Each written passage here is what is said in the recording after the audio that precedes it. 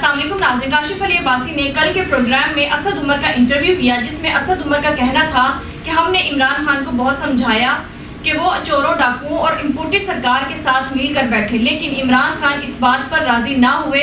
इस वजह से मैंने पीटीआई से इस्तीफा दे दिया। इस पर पीटीआई की तरफ से असद उमर की रुकनीयत खत्म कर दी गई। आज हामिद मीर ने इस पर अपना मौकफ बयान किया। उनका कहना था कि असद उमर एक बेईमान इंसान है। आइए पहले उनकी गुफ्तगू सुनते हैं, फिर इस पर बात करते हैं। तो मीर साहब, आपने पहले कहा सर कि अरेस्ट प्री ईद और पोस्ट ईद मुतवक्के है। तहरीक इंसाफ की मुश्किलात यानी मजीद बढ़ रही हैं। अब तो पार्टी के नजरिए से जुड़े नजरियाती लीडर भी मीर साहब चेयरमैन की पॉलिसी से दामन खींच रहे हैं। मुश्किल वक्त में पार्टी से दूरी, अब तो असेंबली से इस्तीफे देना भी गलत फैसला बताया जा रहा है। असद उमर साहब इंकशाफ ये भी कर रहे हैं कि सीनियर पार्टी लीडरान इसके हक में थे ही नहीं सिरे से। देखिए, मैं बड़े अदब से गुजारिश करूंगा और मैं किसी का दिल नहीं तोड़ना चाहता या किसी को मैं नाराज नहीं करना चाहता। मेरी एक राय है, आप उससे इत्तेफाक करें, आप उससे इख्तिलाफ करें। मैं असद उमर साहब को मैंने कभी भी नजरियाती कारकुन या नजरियाती लीडर तहरीक इंसाफ का नहीं समझा। उसकी एक वजह है। वजह यह है कि 2019 में जब वो वजीर खजाना थे तो उस वक्त के आर्मी चीफ जनरल कमर जवेद बाजवा साहब ने कुछ एक बहुत ही सिलेक्टेड सहाफियों की एक मीटिंग थी, उसमें उन्होंने असद उमर साहब के बारे में जो बातें की और फिर जिस तरीके से उन्होंने इस अज़्म का इजहार किया कि मैं इस आदमी को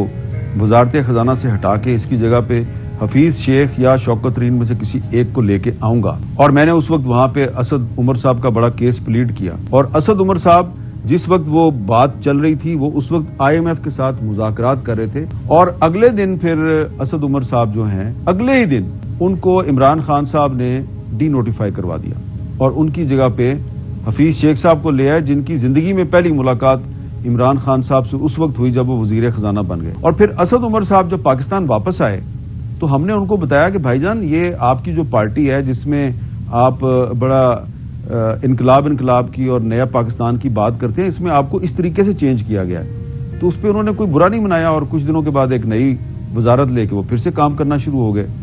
और उसके बाद वो इधर उधर राइट लेफ्ट पे इमरान खान साहब के बारे में कानाफूसी करते थे, सरगोशियां करते थे कि ये गलत कर रहा है, ये गलत कर रहा है, ये गलत कर रहा है। फिर इमरान खान साहब ने उनको जनरल सेक्रेटरी बना दिया पार्टी का, फिर वो खामोश हो गए। तो अब उन्होंने जो एक चार्जशीट चेयरमैन तहरीक इंसाफ के खिलाफ जो उन्होंने चार्जशीट लगाई है, ये बातें उनको उस वक्त करनी चाहिए थी जब वो हुकूमत में थे या जब वो पार्टी के जनरल सेक्रेटरी थे।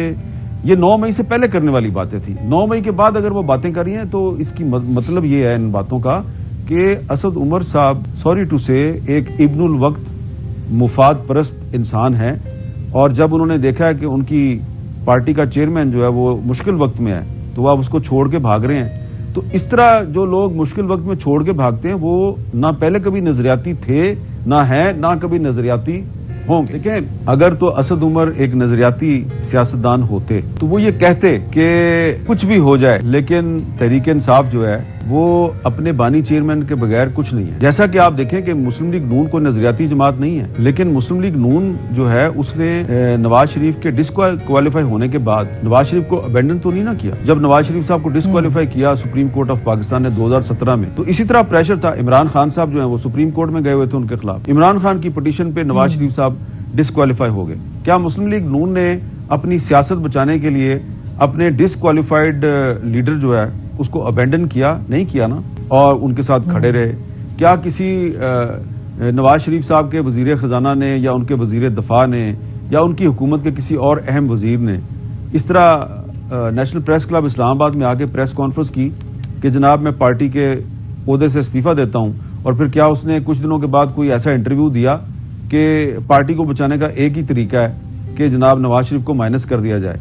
तो ये सारी बातें मैं इसलिए कर रहा हूं कि मैं ये समझता हूं कि जो शख्स आज ये समझता है कि तहरीक इंसाफ को बचाने का तरीका ये है कि उसके चेयरमैन को माइनस कर दिया जाए, वो न सिर्फ एक गैर नजरियाती आदमी है, वो एक गैर सियासी आदमी भी है। नवाज शरीफ साहब को सियासत से तो माइनस नहीं किया जा सका ना, इलेक्टोरल पॉलिटिक्स से माइनस किया गया। इसी तरह अल्ताफ हुसैन साहब हैं, उनको सियासत से तो माइनस नहीं किया जा सका ना, वो सिर्फ इलेक्टोरल पॉलिटिक्स से माइनस हुए हैं। तो इसी तरह आज जिस आदमी के बारे में असद उमर साहब जो हैं वो ये कह रहे हैं जी कि उन्होंने बड़े गलत फैसले किए और उनकी पॉलिसी ठीक नहीं थी, तो उनकी बहुत सी जो गलत पॉलिसियां हैं उस पर तो मैं उस वक्त भी तनकीद कर रहा था जब वो वजीर आजम थे।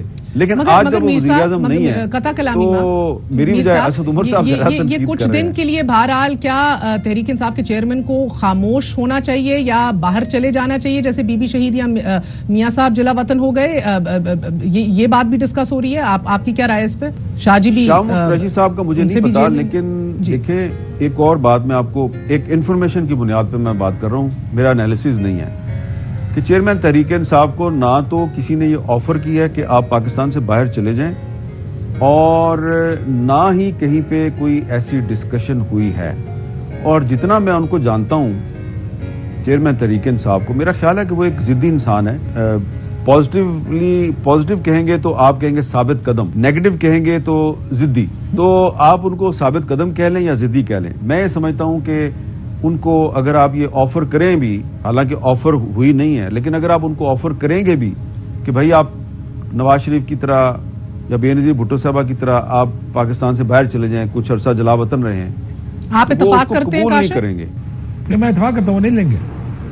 آئی ڈونٹ، دیکھیں یہ بھی ویسے اگر آپ ٹو بی فیئر، کل اسد عمر نے جب یہ بات کہی -1 والی، تو انہوں نے خود ہی کہا کہ اگر آپ آفر بھی کریں گے انہوں نے نہیں یہ قبول کرنی. اور یہ بات بھی ٹھیک ہے کہ جو بھی عمران خان صاحب کو تھوڑا سا بھی جانتا ہے اسے پتا ہے کہ وہ یہ آفر نہیں لیں گے. سو میر صاحب، انتساط دہشت گردی کی عدالت نے 9 میں جلاؤ گھراؤ کیس میں آج چیئرمین تحریک انصاف سمیت حماد اظہر کے ناقابل ضمانت وارنٹ گرفتاری جاری کی ہے، 6 others. دوسری جانب قریشی صاحب اور اسد عمر صاحب کی ضمانتیں مسترد کر دی گئی ہیں، جبکہ یاسمین راشد، علی محمد، محمود الرشید، شہریار افریدی تاحال قید ہیں.